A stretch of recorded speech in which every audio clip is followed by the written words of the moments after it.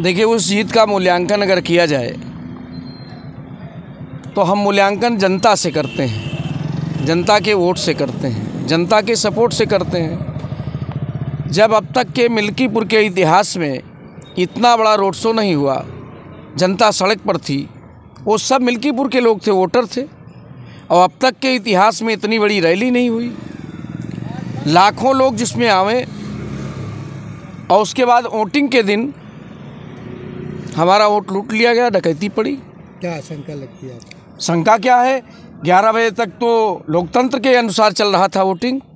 हम लोग भी कह रहे थे कि बड़ी ईमानदारी से वोट हो रहा है, लेकिन 11 बजे के बाद जैसे ही ये हुआ, मैसेज हुआ कि समाजवादी पार्टी यहाँ 50,000 से जीतेगी चुनाव, उसके बाद जो तांडव हुआ आप जानते हैं। बाहर के लोगों ने वोट डाला। एक दादा ने कहा तो हमको बड़ी अच्छी बात है, बड़ी व्यवस्था अच्छी रही, हम 6 वोट अकेले डाल दिए। एक व्यक्ति ने कहा कि हम लखनऊ से लौटे थे, लाइव लोकेशन उनका जो मिला है, घर उनका कहीं और, वहाँ क्या कर रहे थे। हमारे तमाम पदाधिकारियों को मारा गया, बेइज्जत किया गया, जेल भेजा गया। क्यों भेजा गया? जब आप इतने प्रचंड बहुमत से जीत रहे थे तो हमारे एजेंटों को क्यों भगाया गया? जब आप इतने प्रचंड बहुमत से जीत रहे थे तो हमारी पोलिंगों के एजेंट क्यों नहीं बनने दिए? आप इतने प्रचंड बहुमत से जीत रहे थे तो आपने लाठियां क्यों भांजी? तो ये बड़ा सवाल है कि लोकतंत्र रहेगा कि ख़त्म हो जाएगा। इसीलिए हमारे नेता माननीय राष्ट्रीय अध्यक्ष अखिलेश यादव जी ने चुनाव आयोग को सफ़ेद कपड़ा भेंट किया है, जो अंतिम समय में भेंट किया जाता है। इस देश का चुनाव आयोग मर चुका है।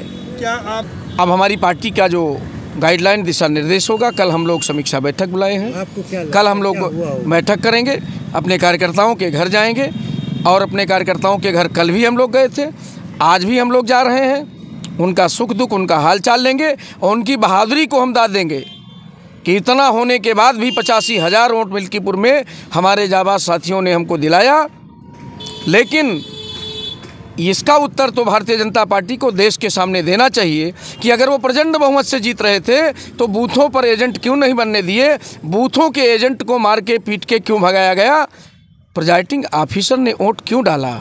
और एक वर्ग पीडीए के लोगों को, लोकतंत्र तो सभी लोगों से चल रहा है, हिंदू मुस्लिम सिख ईसाई आपस में सब भाई भाई, ये भारत का नारा है। तो वहाँ पर दलित, पिछड़ा, बैकवर्ड, अल्पसंख्यक क्यों नहीं रहा वोटिंग कराने में, प्रिजाइडिंग ऑफिसरों में? ये बड़ा सवाल है, इसका उत्तर देना चाहिए भारतीय जनता पार्टी। जनता से क्या कहेंगे आप? मैं मिल्कीपुर की जहां महान जनता को उनका वंदन, अभिनंदन, नमन करूंगा कि इतने विषम परिस्थितियों में भी उन्होंने 85,000 से ज़्यादा वोट हमको दिया है, 90,000 के करीब हमको वोट मिला है। हम उनका अभिनंदन करते हैं और उनके रणकौशल को, उनके बहादुरी को सलाम करता हूं, प्रणाम करता हूं और उनको धन्यवाद देता हूं, बधाई देता हूं। क्या रणनीति है आगे की? आगे की रणनीति, हम समाजवादी पार्टी अपने संगठन के तहत फिर जनता के बीच में जाएगी और ये जो इन्होंने धोखा दिया है, वोटों की डकैती डाली है, इसका हम जनता के बीच में बताएंगे और हम 27 में इनका मुंहतोड़ जवाब देंगे।